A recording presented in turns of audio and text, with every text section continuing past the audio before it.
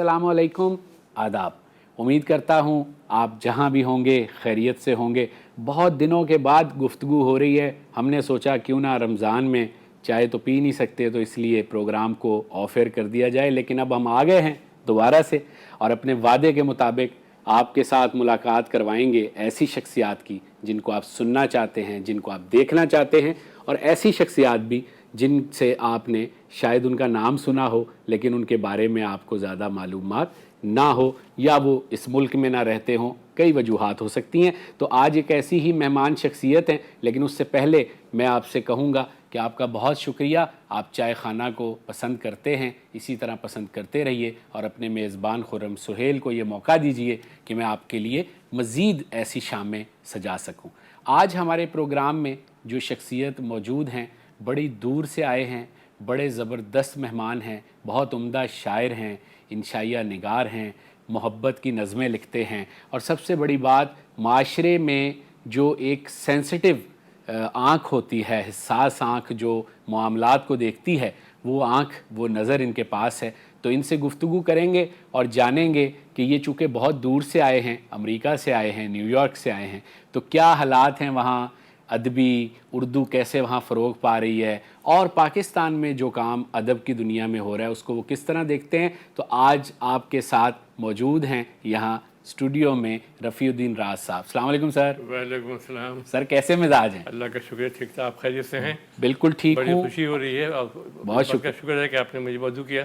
बहुत शुक्रिया, आपका शुक्रिया कि आप इतनी दूर से आए हैं और इन दिनों आप कराची में मौजूद हैं, और हमने आपसे रब्ता किया और फ़ौरन से हमें मौका मिल गया कि हम आपको मदऊ कर लें, तो बहुत शुक्रिया। अच्छा, बातें तो बहुत सारी हैं, लेकिन बुनियादी बात शुरू करते हैं। जैसा कि हमने अपने प्रोग्राम को उन्वान भी दिया, दियारे गैर में उर्दू शायरी, तो बिलखुसूस अमेरिका में और फिर उसके साथ साथ यूरोप के ममालिक में या दीगर ममालिक में, यानी पाकिस्तान के अलावा जहाँ जहाँ उर्दू शायरी हो रही है, आप उसको किस तरह देखते हैं? क्या आया उर्दू ज़बान के फ़रोग में और शायरी के फ़रोग में वो शायर जो बाहर रहते हैं वो कोई अपना हिस्सा डाल रहे हैं, कोई मामला आगे बढ़ रहा है, या पाकिस्तान में तो शोर मचा हुआ है कि ज़बान ख़त्म हो रही है, शायरी ख़त्म हो रही है, किताब का मुतालिया ख़त्म हो रहा है, तो क्या वहाँ भी ऐसा है? नहीं, ऐसा बिल्कुल नहीं है। बल्कि एक चीज़ मैं बताऊँ कि नॉर्थ अमेरिका, जिसमें कनाडा भी शामिल है, तो वहाँ ये बगैर किसी तमीज़ के मैं ये कह सकता हूँ कि इंडो पाक के बाद, बड़े सगीर के बाद अदब का सबसे बड़ा मरकज़ इस वक्त नॉर्थ अमेरिका है। पहले ये एजाज़ इंग्लैंड के पास था, ठीक, लेकिन अब वहाँ वो एक्टिविटी कम हो गई। मैं इंग्लैंड भी जाता रहा हूँ, तकरीबन 2001 से लेकर 2007 तक मुसलसल। एक ज़माने में वहाँ उर्दू मरकज़ बड़ा मुतहर्रिक था, वो तो लंदन में ही था, तो उससे मुंसलिक रहे बहुत सारे लोग। तो लंदन का शायद इंग्लैंड शायद कोई ऐसा शहर होगा जहाँ मैं 2-4-10 बार नहीं गया हूँगा, कुछ भी, वो मैनचेस्टर हो, नॉटिंघम हो, बर्मिंघम हो, कुछ भी, सभी ब्रेडफोर्ड वगैरह सब हर जगह, तो वहाँ भी एक्टिविटी बहुत थी, लेकिन वो अब कम हो गए। अभी न्यूयॉर्क, मतलब ये पूरा नॉर्थ अमेरिका, तो नॉर्थ अमेरिका में कनाडा शामिल है, लेकिन कनाडा के साथ ये है कि कनाडा का जो सबसे बड़ा मरकज़ है अदबी, वो टोरंटो है, ठीक, और तकरीबन आप ये कह सकते हैं कि तकरीबन 90% अदबी एक्टिविटी टोरंटो में होती है। अच्छा। बाकी 10% में वो आप मॉन्ट्रियल से लेके कैलगरी तक आप उसे देख लें, वो अलग बात है, लोग नहीं है इतने। कैलगरी में साल में 1-2 प्रोग्राम उधर हो जाते हैं, और इसी तरह से मॉन्ट्रियल वगैरह में कुछ हो जाता है, लेकिन ज़्यादातर और सबसे ज़्यादा अदबी शख्सियात टोरंटो में मौजूद हैं, बिलाशुबा, इसमें कोई शुबा नहीं। बल्कि उस नॉर्थ अमेरिका के किसी एक शहर में इतने शोरा और अदीब नहीं हैं जितने के टोरंटो में मौजूद हैं। ख़वातीन की भी अच्छी खासी तादाद है, मर्द भी है। हिमायत अली शायर वहीं से इंतकाल हुआ भी उनका, तो वो भी रहे। तो एक्टिविटी शायद ही कोई ऐसा हफ्ता होता है कि जिसमें कोई प्रोग्राम ना होता है। कोरोना की वजह से अभी एक्टिविटी में जो फ़र्क आया है वो आपने देखा, उसकी वजह वो इसकी वजह से कम हो गया है। न्यूयॉर्क अमेरिका के जो का साथ है उसमें है कि इनके पास ज़्यादा शहर हैं, ठीक, मतलब न्यूयॉर्क से लेके, एक तो न्यूयॉर्क के करीब में ही आप देखें, न्यूयॉर्क है, न्यू जर्सी है, मैरीलैंड है, वर्जीनिया है, वाशिंगटन है, तो हर ये एक पट्टी है साथ साथ, इसमें प्रोग्राम होते रहते हैं मुसलसल। इसके अलावा फिर आगे जाइए चले जाएँ तो سبھی مطلب ٹھیک ہے، آپ وہاں تک چلے جائیں، کیلیفورنیا چلے جائیں، اٹلانٹا چلے جائیں، ڈیلس، ہیوسٹن، شکاگو، مطلب کوئی ایسے، تو ان کے پاس بہت سے تمام شہروں میں مستقل ادبی پروگرام ہوتے ٹھیک ہے. ہیں. تو ان پروگراموں سے کوئی اردو کو فائدہ ہو رہا ہے؟ ہاں بالکل، ایکٹیویٹی تو اردو کی ہو رہی ہے، شاعری اچھی ہو رہی ہے، نثر اچھا لکھا جا رہا ہے، چونکہ ان کا مطالعہ زیادہ ہے، وہ دنیا کے لٹریچر پڑھ رہے ہیں، ترجمہ صحیح انگریزی میں، فرانسیسی، ساری دنیا کے لٹریچر وہاں ترجمہ ہو رہا ہے، اس کو وہ پڑھ رہے ہیں، پھر اس کا ترجمہ اردو میں بھی کر رہے ہیں، انگریزی میں کر رہے ہیں، یہ سب چیزیں. تنقید کا شعبہ ذرا کمزور ہے وہاں، اس میں کوئی شبہ نہیں. جیسے اب محمد عمر میمن صاحب بھی امریکہ میں جی ہاں، مقیم بہت تھے، بڑا نام ہے، تو بہت کام کر رہے تھے، انہوں نے انگلش میں اردو ادب کے لیے رسالہ بھی نکالا. جی ان کے ساتھ کافی کئی پروگرام میں اتفاق سے آتے رہتے تھے، نیو یارک حلقہ ارباب ذوق کے پروگرام میں، تو مجھ سے ملاقات رہی. جی پھر اسی طرح اور بہت سارے لوگ، بپسی سدوا وہاں ہیں، جی انگریزی کی بہت بڑی جو رائٹر ہیں جی وہ ہیں، اور شعرا ہیں. تو لیکن وہ وہاں جو کام ہو رہا ہے اس کے اثرات ہم تک تو نہیں پہنچ رہے پاکستان میں. نہیں، ابھی حلقہ ارباب ذوق اپنے تمام سال بھر کی جو ایکٹیویٹی ان کی ہوتی ہے، کتابی شکل میں اس کو شائع کر رہے ہیں وہ مسلسل. ابھی پچھلے سال چونکہ 2 سال سے نہیں آ رہا تھا، تو پچھلے سال ان کے 3 شمارے ان کے آئے. اچھا. ہاں، اور تو اس سے پتہ چلا کہ ہاں کیا کیا کام ہو رہا ہے ریکارڈ پہ بالکل ہر سال. لیکن ہمارے ہاں جو اردو شاعری جی ہاں اور اردو ادب کے لحاظ سے ایک کانفرنس ہوتی ہے کراچی آرٹس کاؤنسل میں، جی جو کہ عالمی اردو کانفرنس کہلاتی ہے، جی جی تو اس میں امریکہ سے ہم نے تو نہیں دیکھا کہ کوئی بہت خاص لوگ آئے ہوں شرکت کے. نہیں، اس میں بس یہ ڈاکٹر سعید نقوی وغیرہ یہ لوگ آ جاتے ہیں جن کو بلایا جاتا ہے. ہاں، اور اسے جو بڑے نام اب وہ رہے بھی نہیں، کچھ سینئر جو شعراء تھے انتقال ہو گیا، تو اب نیچے جو ہیں دوسرے. تو میں نے پہلے کہا کہ ابھی تنقید کا شعبہ جو ہے ذرا کم. ہاں، اکرام بریلوی وغیرہ تھے تو بات دوسری تھی. تو جو تخلیقات وہاں ہو رہی ہیں، چاہے شاعری ہو، چاہے ناول ہو، افسانہ ہو، انشائیہ ہو، وہ آپ کے خیال سے معیاری ہے؟ جی ہاں، بہت معیاری، بہت ہی معیاری نہیں، بہت ہی معیاری. خاص طور سے ناول بہت اچھے لکھے جا رہے ہیں، افسانے اچھے لکھے جا رہے ہیں.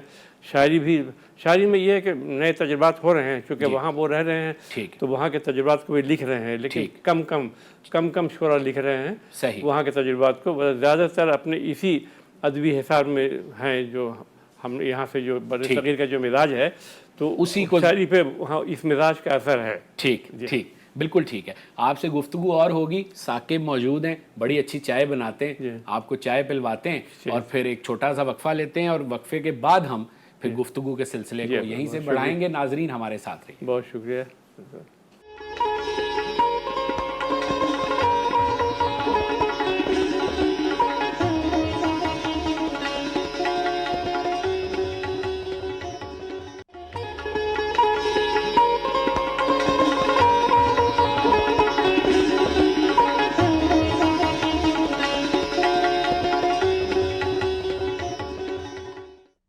جی گفتگو ہو رہی ہے رفیع الدین راز صاحب سے، اور بہت مزہ آ رہا ہے. ہم نے چائے کا ہم سے انتظار نہیں ہوا، جیسی چائے آئی ہم نے فوراً پینا شروع کر دی. اچھا سر، چائے تو آپ کو ہماری پسند آئی ہوگی. جی بہت ہی اچھی چائے. یہ ثاقب بہت اچھی چائے بناتے ہیں.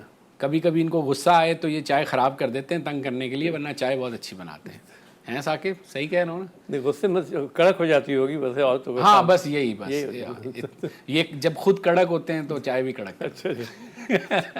اچھا، تو اب ایک آدھ سوال میرا امریکہ کے، کیونکہ بہت دنوں بعد کوئی امریکہ سے آیا تو بہت ساری چیزیں جمع تھی. وہاں کے جو گورے ہیں، مقامی لوگ ہیں جو انگریزی بولتے ہیں، ان کی کتنی دلچسپی ہے اردو زبان میں؟ کیونکہ دنیا بھر میں جہاں اردو ہے وہاں ہندی بھی ہے، اور ہندی والے خاصے ایکٹیو رہتے ہیں. تو اس سینیریو میں ذرا بتائیے.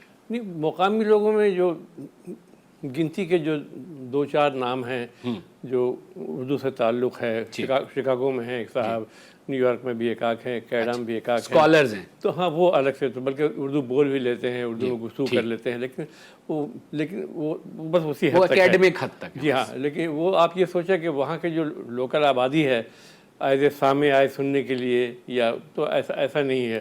کسی تقریب میں ان کو بلایا جاتا ہے تو وہ آ جاتے ہیں، آ کے بیٹھتے ہیں، ٹھیک ہے. لیکن ظاہر ہے ان کے زبان کی چیز ہوتی نہیں ہے. پھر شاعری تو خود ایسی زبان جو ہے، آپ سوچئے کہ جو زبان جاننے والے بھی بہت شاعری کا ابلاغ بہت اگر شعر فہمی آپ کی اچھی نہیں ہے تو اپنی زبان کی شاعری کو بھی آپ اس طرح انجوائے نہیں کر سکیں گے جس طرح، تو وہ بیچارے کہاں سے کریں گے. تو لیکن یہ ہے کہ قریب ہیں تو ملنا جلنا ہے، آنا جانا رہتا ہے، لیکن کم لوگ آتے ہیں. ٹھیک ہے. تو اردو والے زیادہ ایکٹیو ہیں یا انڈیا والے زیادہ ایکٹیو ہیں وہاں، ہندی کے لوگ جو ہیں؟ نہیں، اردو کا پروگرام زیادہ ہوتا ہے، چونکہ جو مشاعرے ہوتے ہیں، جیسے علی گڑھ کی تنظیم بڑی تنظیموں میں سے ایک تنظیم ہے، اب تو خیر اس کے 2-3 حصے ہو گئے ہیں. یعنی انڈیا سے بھی اردو کی زیادہ پارٹیسپیشن؟ جی ہاں، لیکن ایسا بات نہیں.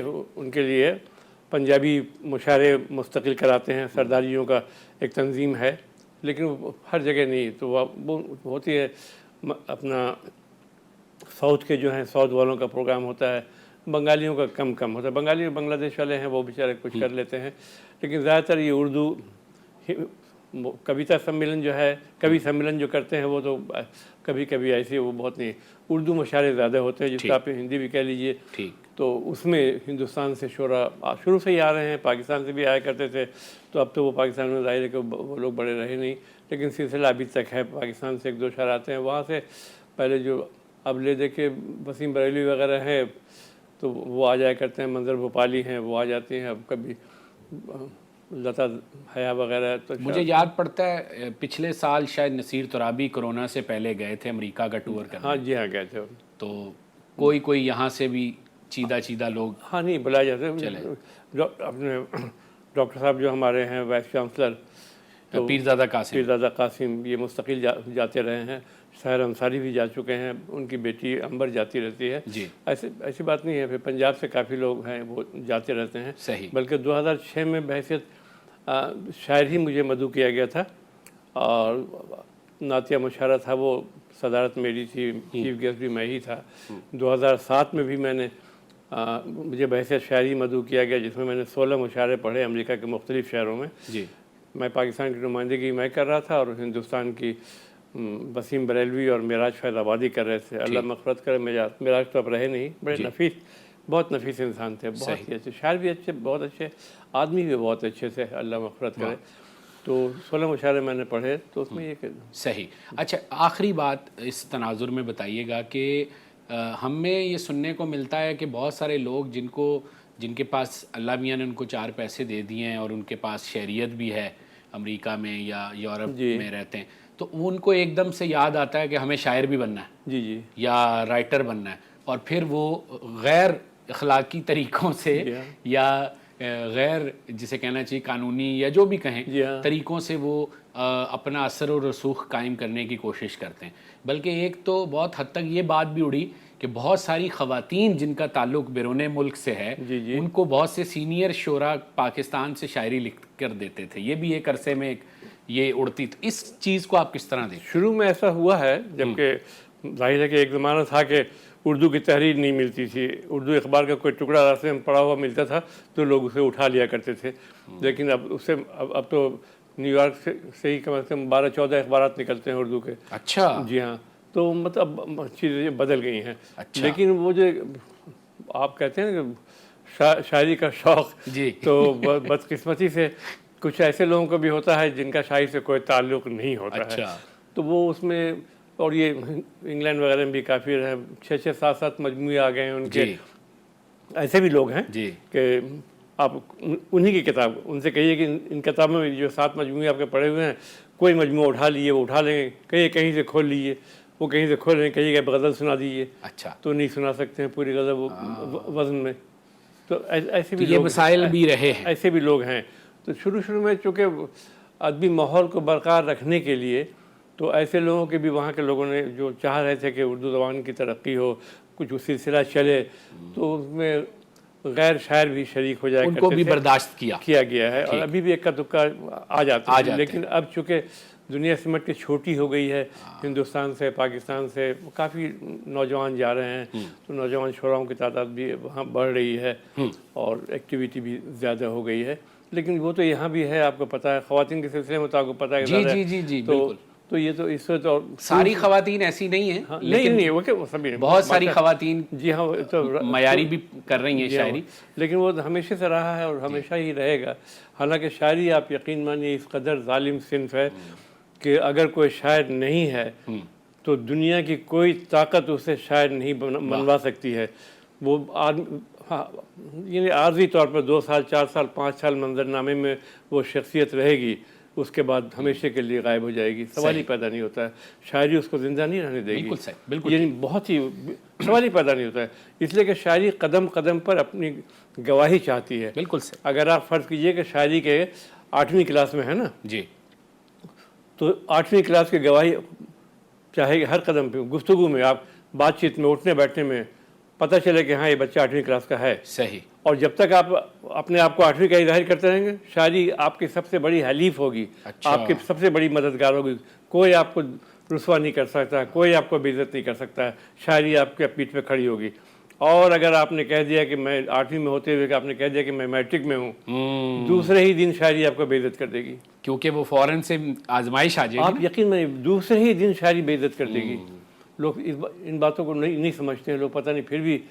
تو شاعری تو بالکل مطلب جو جیسا ہے اس کو ویسا ہی اون کرنا چاہیے. بالکل, اس کی عزت لوگ عزت کریں گے, کیوں نہیں کریں گے.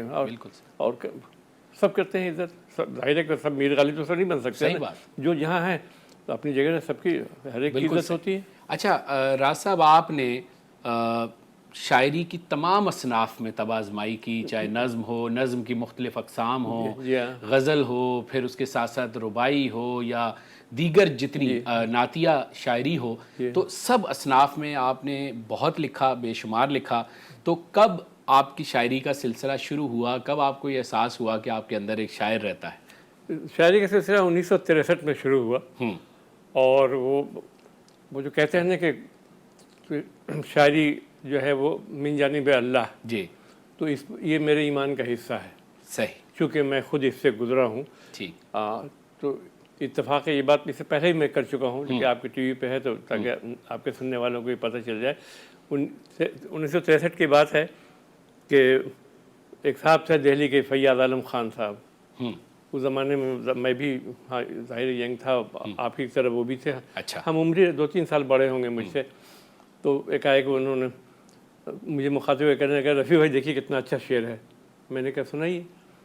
تو انہوں نے ایک شعر سنایا, عام سا شعر تھا. پھر میری طرف دیکھنے لگے, کیا ہوا, کیسا؟ میں نے کہا ٹھیک ہے. تو میں نے کہا ٹھیک ہے, ایسا شعر تو میں بھی کہہ دوں گا.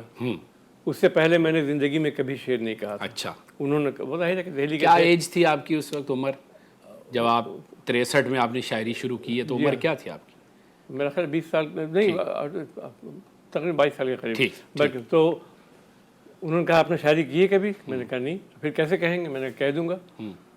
تو اب انہوں نے آزمائش کہنے لگے اسی بہر میں. میں نے کہا جی ہاں, مجھے کیا پتا بہر کس کو کہتے ہیں, یقین مانیے. اچھا.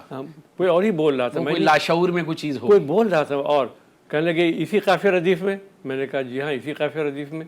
مجھے کیا پتا قافیہ کس کو کہتے ہیں, ردیف کیوں کہتے ہیں, نہیں معلوم تھے. کہنے لگے اس میں فلسفہ بھی ہے اس شعر میں. میں نے کہا فلسفہ بھی ڈال دوں گا. اب ذرا غور کیجیے, پاگل پن. آج میں ایسا نہیں کہہ سکتا, یعنی 55 سال کی رعایت ہو گئی ہے, لیکن میں نہیں کہہ سکتا آج. بالکل صحیح. تو اس وقت میں پتہ نہیں کوئی اور بول رہا تھا. بالکل, وہ آپ کے اندر ایک چیز ہوتی ہے, منکشف کرنا تھا اللہ کو. تو جیسے انہوں نے کہا کہ ٹھیک ہے, اگر آپ نے ایک شعر کہہ دیا تو تمام لوگوں کو میں چائے پلاؤں گا. 5-7 لوگ بیٹھے ہوئے تھے, فوراً ہو گیا 1 منٹ کے اندر. کیا بات, واہ واہ. تو اس کے بعد انہوں نے دیکھا, کہنے لگے فلسفہ بھی آپ نے ڈال دیا اس میں, شعر فلسفہ بھی آ گیا تھا. وہی بہر, وہی قافیہ, وہی ردیف. بالکل صحیح. تو آپ اگر غزل کہہ دیں تو میں تمام لوگوں کو مغربی پراٹھے کھلاؤں گا. چلیں, یہ ہم اس بات کو پورا سنتے ہیں, ایک چھوٹا سا وقفہ لیتے ہیں. اور یہ جو آپ نے بچپن میں یہ جو بہادری کی دکھائی شاعری کے حوالے سے ہم جاننا چاہیں گے. ناظرین ہمارے ساتھ رہیے گا, رفیع الدین راز صاحب سے بات ہو رہی ہے, ابھی واپس آتے ہیں.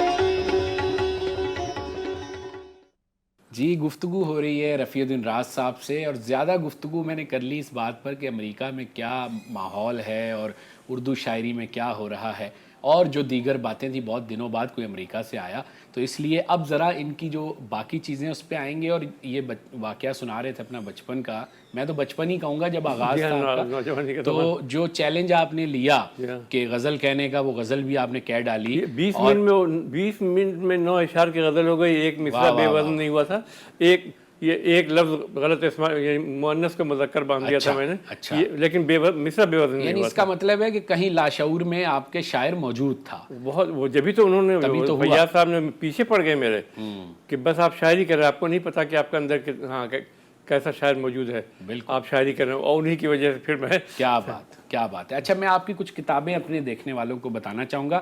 یہ آبشار سخن آپ دیکھ رہے ہیں میرے ہاتھ میں، اور یہ ان کا جو مجموعہ ہے، اس میں 9 نظموں کے 7 نظموں کے مجموعے ہیں. جی ہاں، 7 نظموں کے 1250 صفحات ہیں اس پہ، 1250 صفحات، 7 نظموں کے مجموعے.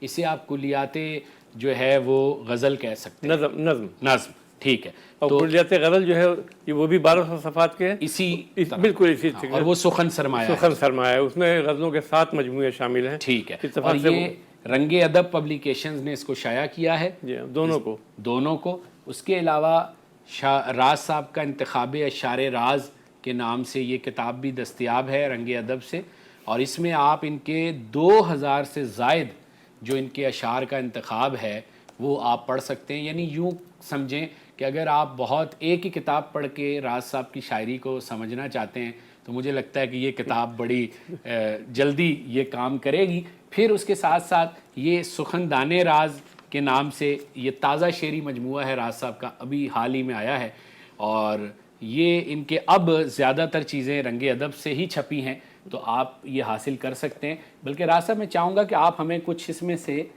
سنائیں بھی. نہیں، میں الگ سنا دے رہا ہوں. اچھا چلیں، ٹھیک ہے. اچھا، تو ذرا سا مجھے یہ بتا دیجئے کہ آپ کا پہلا مجموعہ کب شائع ہوا؟ پہلا مجموعہ دیدہ خوشخواب 1988 دسمبر میں شائع ہوا. ٹھیک ہے. پھر اس کے بعد یہ سلسلہ کیسے آگے بڑھا؟ 10 گیپ ہو گیا، 9 سال کے بعد بینائی 1997 میں بینائی آ گئی. ٹھیک ہے. اس کے بعد پیران فکر آئے، پھر نعت کا ایک مجموعہ جو روشنی کے خد و خال، جی، وہ 406 بند ہیں اس کے، مسدس کی شکل میں ہے. اچھا. اس میں کافی وہ ابو الخیر کشفی صاحب کا مضمون ہے جس پر انہوں نے شاعرانہ انجیل کہا اسے. اچھا، کشفی کیا صاحب بات ہے. شاعرانہ انجیل کہا. تو پھر سلسلہ چلتا رہا اور آج تک ابھی تقریباً میرا خیال ہے کہ 26-27 کتابیں ہو گئی ہیں. ٹھیک ہے. کچھ الگ سے کچھ کام یوں ہو گیا کہ جیسے ربائی کا آپ نے ذکر کیا، ربائی کے 24 اوزان ہوتے ہیں. تو پوری اردو شاعری میں جب سے 350-400 سال میں دیکھ لیجئے، صرف 3 شعراء ایسے ہیں جنہوں نے 24 کے 24 اوزان میں رباعیاں کہی ہیں. اچھا. ورنہ بڑے بڑے شعراء جو ہیں، بہت مضبوط شعراء ہیں، جوش ہیں، فراق گورکھپوری ہیں وغیرہ، کافی نام ہیں، لیکن غالب ہوئے، اقبال ہوئے سب، لیکن کسی نے 24 کے 24 اوزان میں نہیں، 4-5-6 مسئلے کی طرح. تو بس خوش قسمتی سے ان 3 ناموں میں ایک نام رفیع الدین راز کا ہے. واہ واہ، کیا بات ہے. اور 2 کون ہیں؟ اور ایک تو ہندوستان کے ہیں دونوں، ایک ابھی نام یاد نہیں، انٹرنیٹ پہ موجود ہے. اچھا. اور دوسری بات یہ کہ ربائی کی جو 24 اوزان ہیں ان میں غزلیں، جی، میں نے 24 کے 24 اوزانوں میں نے غزلیں کہیں جو اب تک کسی دوسرے شاعر نے نہیں کہا. اچھا، واہ. ربائی کے 24 کے 24 اوزان میں 2, 3, 4, 5 میں تو کہیں ہیں لوگوں نے، 24 کے 24 اوزان میں. کیا بات ہے. تو کوئی ایک آدھ بند سنائیے اگر یاد ہو اس وقت. بند تو ربائی کے بند تو اس میں صرف سنانا پڑے گا، ویسے غزل الگ سن لیجیے، کچھ اشعار سننا چاہتے ہیں تو. اچھا ٹھیک ہے. غزل ہم آپ سے آخر میں سنیں گے. 1-2 باتیں اور. اب آپ نیا کام کیا ہو رہا ہے؟ جیسے ابھی آپ کا یہ شعری مجموعہ آیا، آپ انشائیہ بھی لکھتے ہیں، تو انشائیے کی بھی آپ کے 3 مجموعے ہیں. ان کے نام کیا ہیں؟ پہلا مجموعہ ہے اس کا نام ہے سقراط سے شیخ چلی تک. اچھا. جی ہاں. اچھا، واہ. دوسرا بات سے بات. اچھا. اور تیسرا بھی ہے کیا نام ابھی. اچھا چلیں. تو آپ کو ہم اگر گوگل پہ سرچ کریں، فیس بک پہ سرچ کریں تو ساری چیزیں مل جائیں گی نا. صرف رفیع الدین راز آپ کلک کیجیے گا. ٹھیک ہے. تو آپ کو میں وکیپیڈیا پہ بھی ہوں، دعا یوٹیوب وغیرہ پہ سب جگہ میں ہاں، بس ٹھیک ہے۔ گوگل پہ آپ مجھے چیک کر لیں، وکیپیڈیا پہ دیکھ لیں۔ بلکہ میں تو اپنے دیکھنے والوں کو کہوں گا کہ راز صاحب کے صاحبزادے فیس بک امریکہ میں جاب بھی کرتے ہیں اور پارٹ ہیں اس ٹیم کا جس فیس بک کو ہم اور آپ استعمال کرتے ہیں۔ تو میں ابھی اپنے پروڈیوسر کو دھمکی دے رہا تھا کہ میں تمہاری آئی ڈی بلاک کرا دوں گا، راز صاحب آئے ہوئے ان سے کہہ تو یہ تو اس میں واہ واہ واہ، بہت عمدہ۔ تو اب مزید کیا نیا کام آپ سوچ رہے ہیں؟ دو کام سمجھیے۔ ایک تو میں غالب کی زمینوں میں کچھ غزلیں میرے پاس تھیں، اچھا، تقریباً 50 کے قریب۔ ہاں، تو دوست احباب کا اصرار تھا کہ آپ ایسا کریں نا کہ، بلکہ بہت پہلے سے لوگ کہہ رہے تھے کہ ان کی غالب کی تمام غزلوں پہ آپ غزلیں کہہ رہے کیا ہے؟ تو میں نے کہا، تو وہ تقریباً 140 کے قریب تو میں کہہ چکا ہوں، 20-25 اور کہنے ہیں۔ ٹھیک ہے، تو امید ہے کہ تو وہ کام ایک 1-1.5 مہینے میں کلوز ہو جائے گا۔ ٹھیک، دوسرے میں اپنے حیات کے بارے میں یادداشت کچھ لکھ رہا ہوں۔ جی، بایوگرافی لکھ رہے ہیں؟ ہاں، آٹو بایوگرافی لکھ رہا ہوں۔ وہ بہت ضروری ہے، ہاں، تو کیونکہ آپ کی پیدائش انڈیا کی ہے، جی ہاں، بہار کی، جی، اور پھر ہجرت کی، چلا گیا، آپ بنگلہ دیش چلے گئے، پھر بنگلہ دیش سے آپ جب کراچی آئے، پھر کراچی سے آپ امریکہ، نیو یارک چلے گئے۔ جی ہاں، تو یہ 4-5 ملک آپ کی زندگی میں بڑے اہمیت کے حامل ہیں، تو ہم چاہیں گے کہ آپ یہ کریں۔ بالکل، ہاں، نہیں وہ بھی انشاءاللہ تعالیٰ یہ کام پہ کمپلیٹ ہو جائے، غالب والا جو ہے میرا خیال 1-1.5 مہینے میں یہ کمپلیٹ ہو جائے گا۔ ٹھیک، پھر میں تو بالکل صحیح ہے۔ اور نئے لکھنے والوں کو کیا مشورہ دیں گے جو خاص طور پہ شاعری کرتے ہیں اور ایسا لگتا ہے فیس بک پہ اور سوشل میڈیا پہ دیکھ کے کہ شاعری تو کوئی کام ہی نہیں ہے، ہر کوئی شاعری کر رہا جی ہے، ہاں لوگ تو اس ماحول میں آپ کیا پیغام دینا چاہیں گے نوجوان نسل کو؟ وہ ہوتا ہی ہے شاعری۔ دراصل دیکھیے، لغوی معنی میں تو آپ مصرع موضوع کر لیں، یعنی نثر کو نظم کر لیں، آپ تو شاعر ہو گئے۔ آپ لغوی معنی تو یہی ہے نا۔ بالکل، تو بیشتر لوگ یہی سمجھتے ہیں کہ وہ ٹھیک ہے، کسی زمانے میں یہ ایک حد تک صحیح ہے کہ آپ نے مصرع موضوع کر لیا تو آپ شاعر ہو گئے، لیکن ہماری اردو شاعری کی روایت اب 350-400 سال کی روایت ہے، اور شاعری اب جہاں تک پہنچ گئی ہے اس میں وہاں رہنا، ہر شعبہ ترقی کر رہا ہے۔ سائنس کو دیکھ لیجئے، میڈیکل سائنس کو دیکھ لیجئے، فزکس کو دیکھیں، جس کو بھی دیکھیں تو ترقی کر رہا ہے۔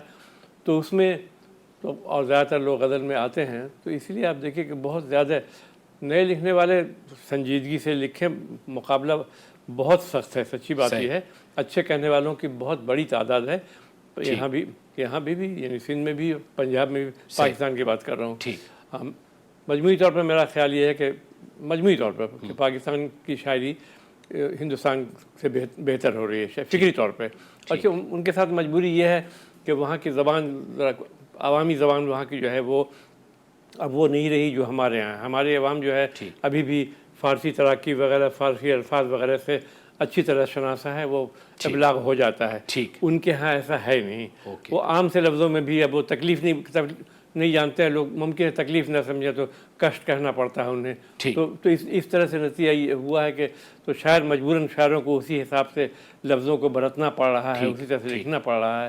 تو یہ وہ فرق آ گیا ہے زبان کے فرق کی وجہ سے۔ چلے صحیح ہے، لیکن بہرحال کام تو ہو رہا ہے دونوں طرف۔ بہت ہندوستان میں جتنے بڑے بڑے مشاعرے ہوتے ہیں، صحیح بات، ابھی میں گیا تھا 2 سال پہلے ایک مشاعرے میں، اب یقیناً تقریباً 800 لوگ موجود تھے۔ جی بالکل بالکل، اب وہاں مشاعرے تو بہت بڑے بڑے۔ اچھا، اب چونکہ وقت کی تنگی آڑے آ رہی ہے، آپ سے اجازت لینی ہے اور دیکھنے والوں سے بھی، تو ہم چاہتے ہیں کہ بس آخر میں آپ سے اب کچھ آپ کا کلام سن لیا جائے، تو کچھ غزل کے کچھ اشعار آپ ہمیں سنائیے اپنی۔ غزل کے اشعار تو چلیے، یا جو آپ چاہیں سنانا۔ قطعات کہیں تو 1-2 قطعات سنا دوں؟ جی قطعات سنا۔ غزل کہیں غزل سنا دوں؟ جیسے آپ کو ٹھیک ہے۔ چلیے دیکھیے، بچوں کے حوالے سے اب دیکھیے 2 قطعے، ہاں دیکھیے گا کہ جن آنکھوں میں ضیاء زندگی ہے انہیں دلکش نظارہ دے رہا ہوں۔ واہ، جن آنکھوں میں ضیاء زندگی ہے انہیں دلکش نظارہ دے رہا ہوں، میری انگلی ہے اور بچے کی مٹھی سہارے کو سہارا دے رہا ہوں۔ واہ کیا بات، واہ بہت اچھا، اور سنائیے۔ ہماری ذات میں بچہ بھی ایک موجود ہوتا ہے، وہ جس کی بات سن کر دل ہم اپنا ہار دیتے ہیں۔ واہ، ہماری ذات میں بچہ بھی ایک موجود ہوتا ہے، وہ جس کی بات سن کر دل ہم اپنا ہار دیتے ہیں۔ یہ معنی ایک دن ہم سے بچھڑ جاتا ہے وہ لیکن، یہ معنی ایک دن ہم سے بچھڑ جاتا ہے وہ لیکن، وہ بچہ خود نہیں مرتا، اسے ہم مار دیتے ہیں۔ ہائے، واہ واہ، کیا بات ہے راز صاحب، بہت شکریہ، آپ نے وقت نکالا، ہمارے پروگرام میں تشریف لائے اور اتنی مزے کی باتیں کی، کتابوں کے حوالے سے بتایا، تو یقیناً ہمارے دیکھنے والوں کو بھی مزہ آیا ہوگا۔ پھر زندگی کے کسی موڑ پر آپ کو دوبارہ مدعو کریں گے، آپ سے اور گفتگو کریں گے۔ انشاءاللہ بہت شکریہ آپ کا۔ بڑی نواز میری طرف سے، آپ کو اور سامعین کو بھی، جو ناظرین کو سلام میری طرف سے۔ بالکل ٹھیک ہے، اور ناظرین آپ کا بھی بہت شکریہ۔ آج ہم نے گفتگو کی رفیع الدین راز صاحب سے، اور بہت سارے مباحث زیر بحث آئے، پاکستان اور پاکستان سے باہر شاعری کا کیا ماحول ہے، نیا کام کیا ہو رہا ہے، اس پر تفصیلی بات ہوئی۔ جلد ملاقات ہوگی آپ سے دوبارہ اگلے پروگرام میں، نئی شخصیت کے ساتھ، نئے موضوع اور نئے پہلوؤں کے ساتھ۔ اپنا بہت خیال رکھیے گا۔ خرم سہیل کو چائے خانے سے دیجیے گا اجازت۔ خدا حافظ۔